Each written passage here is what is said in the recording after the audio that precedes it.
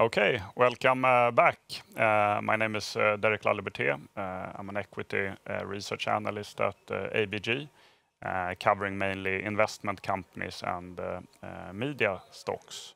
It's with great pleasure today that I have the company NAXS here with me. And to present NAXS today is one of the two investment advisors from NAXS partners, Amaride Porret. So with no further ado, I think we'll get going. So please go ahead with the presentation. All right, thanks, Derek. Happy to be back to talk about NAXS today.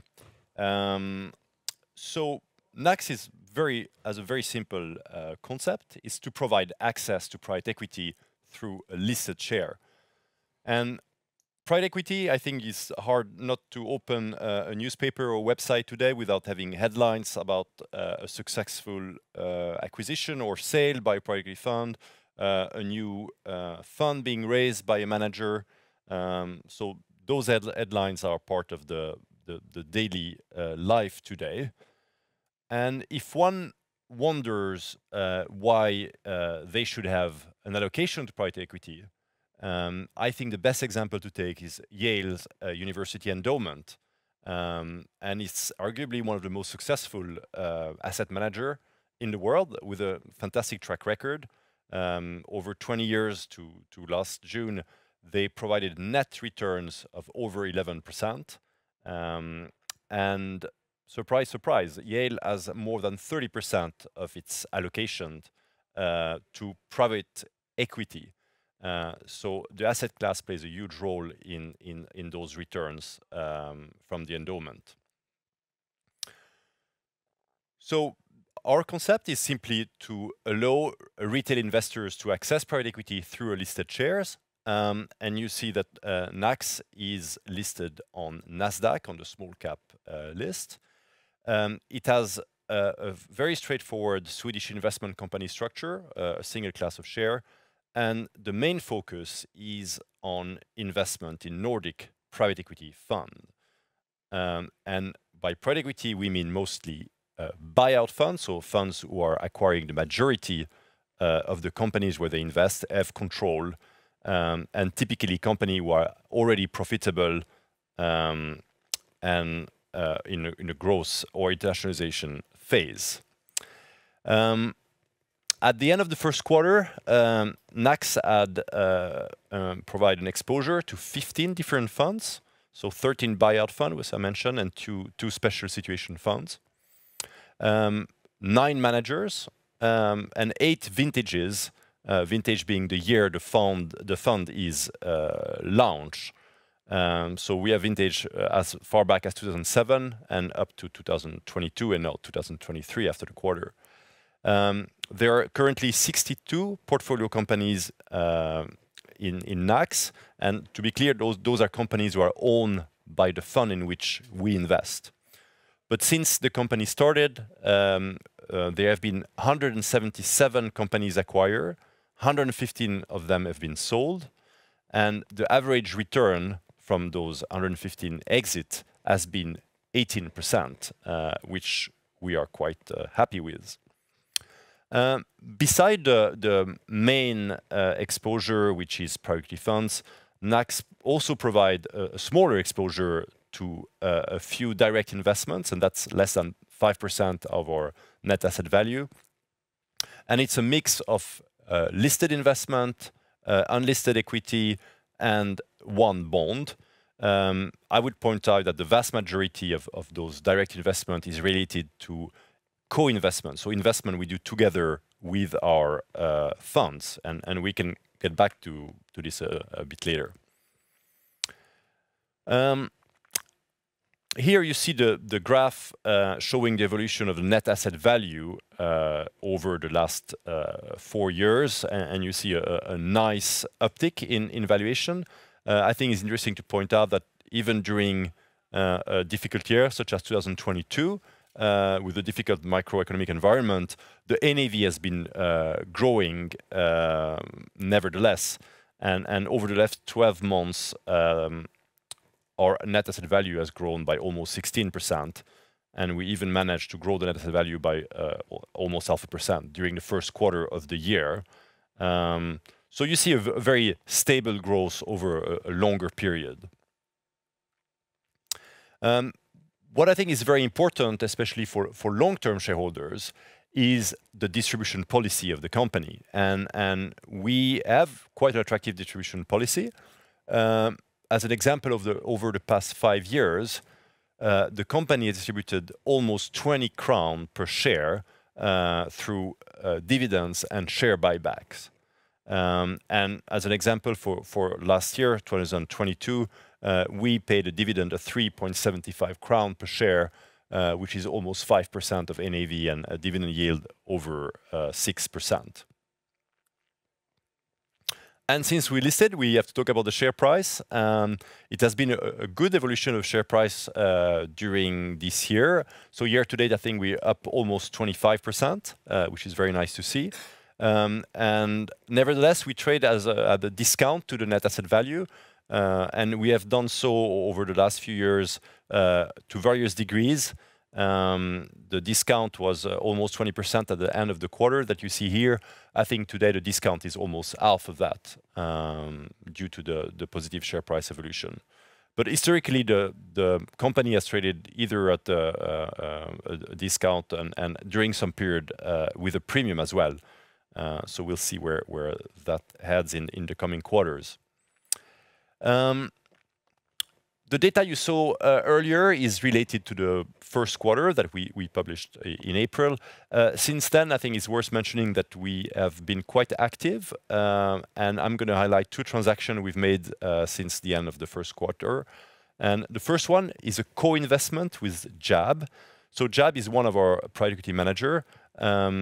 They are raising very large funds, several billion euro for each fund, and they usually are thematic funds. So one fund was dedicated to food and beverage, another one, for example, to pet care and pet services, and so on. We co-invested with JAB in Panera Brands, which is a very large portfolio of brands in the US, what they call casual fast dining, somewhere between the fast food and the normal restaurant service.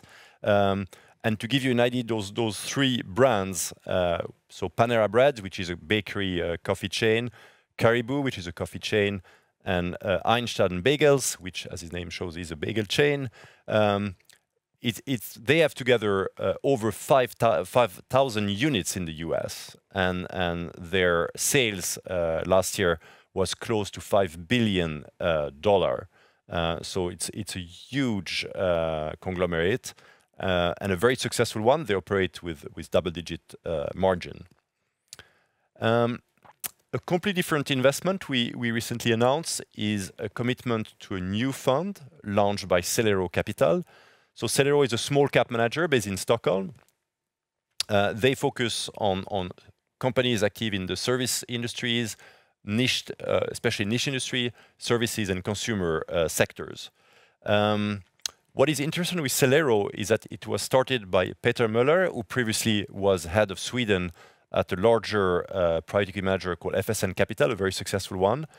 And NAXS was an investor in FSN Capital, and we've been following Peter's career for the last 15 years, and believe he's an extremely smart and driven investment professional. So when we heard he was starting a new fund, we were not only interested, but happy to come in and support this new launch. And I would point out that we have done, throughout NAXS existence, we have done a number of first-time funds, and usually those have performed really well. So they've delivered very good returns. So we continue to look at and invest in first-time funds. And I think what is nice when you invest in NAXS is that you have almost a daily interaction with where your money went. So either you're going to read in the press that one of the funds where we have invested has sold a company or bought one or raised a new fund, which is fun, or you're going to go to Joe and the Juice and buy a coffee or a sandwich, or take your dog to Evidencia, or maybe buy a Krispy Kreme donut, and you know that some of the money you spent on that donut actually is getting back in your pocket through your investment in NAXS. I think that's going to be it for me, Derek. So can open for some questions, maybe. Yeah, perfect. Thank you very much for a great introduction to NAXS, Anne-Marie. So yeah, first off, I'd like to ask if we see what the PE market in general has changed quite a bit over the last year or so with lower activity, etc. What's your sort of experience and thoughts about this, and how has it affected NAXS? Yeah.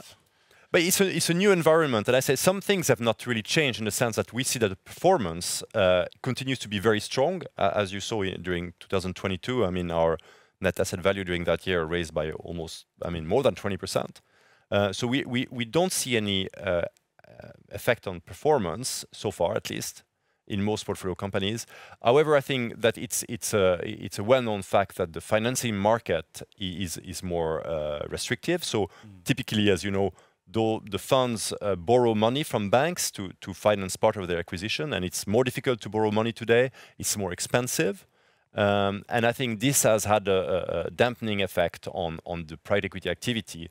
And I think so there are less acquisition, a bit less exit. And also I think a big difference is that the IPO market is closed, as everyone knows, and has been closed for most of the last 12 months. So typically, private equity manager would sell company to the stock exchange, are going to wait or sell those companies to industrial buyers or other private equity funds. So we expect the investment activity to be a bit slower than maybe during the past 5 years. That's really interesting. And you recently, despite this lower activity in the market in general, you've been quite active lately here compared to before, and you also did this co-investment with JAB in Panera Brands. So does this financing climate mean also that you will probably see more opportunities to co-invest? Exactly. I think it's a good environment for private investor like ourselves. I think that the funds are open longer for investments. You have more time to do due diligence. You get asked more often to do co-investment. So co-investment is when you invest together with the fund in a specific portfolio company. I think in the case of JAB, I think that it was, it's a very sought after co-investment. So it's more happy to be invited than asking to do it. But it's true that we have received recently more co-investment proposition from our funds, because typically instead of taking all the financing from a bank, they will ask some of their investors to provide or to invest together with them. So I would say that from that perspective, I think for an investor as NAXS, it's a positive development in the current market. Interesting. And on if we go to your most recent news with the Panera Brands co-investment, but also the Celero fund sounded really interesting, given the track record of FSN and manager there. Does this also? Are there any major differences between the FSN fund you're invested in and the Celero fund in terms of underlying exposure or something? Yeah, I think there are some major differences. So first, FSN has been one of the most successful manager in the Nordics. They had a fantastic development from lower mid-cap fund to almost a large cap fund, and a very good track record. But I think Celero is more focused on certain sector, as we mentioned, so the service and niche industries and consumers. And also the fund is much smaller, or will be much smaller, and will be active in a segment of the market where we feel there is less competition. So as you know, we have a lot of private equity managers in the Nordics, and so the competition for certain investment is quite intense. So we tend to look a lot at the segments where the funds are active and tend to prefer the segment where there is less competition. So I think that's going to be an advantage for Celero. But it's an interesting case because it's quite unique when you've been following a manager or an investment professional like Peter Möller for over 15 years, and you have a really good understanding of the track record of the work that is actually done, and that helps a lot in the due diligence of a new fund. Yeah, sounds really promising, indeed. And if we think a bit, I mean, you clearly went through sort of some of the exposure you have in terms of the funds and some of the direct investments. Like taken as a whole, how would you say that, like, when you're an investor in NAXS, what do you get exposure towards on an underlying basis? It's mainly PE funds, of course, but like from a sort of sector and geographical perspective, is there any way to give like sort of summary of that? Yes, I think the exposure is very clearly private equity funds. So more than 95% of NAV is at the end of first quarter, or at least was in private equity funds. And I think what's interesting is you get within this exposure, investors or shareholders get a very wide diversification. There are over 15 funds in our portfolio right now, 16 now with Celero. And they're active not only in different segments, so small cap, large cap, or mega cap, like Nordic Capital or JAB, but they're also active in very different sectors. Some manager like Nordic Capital tend to specialize on healthcare, for example. They're very strong on healthcares. JAB, as I mentioned, is very focused on certain theme like pet care or food and beverage.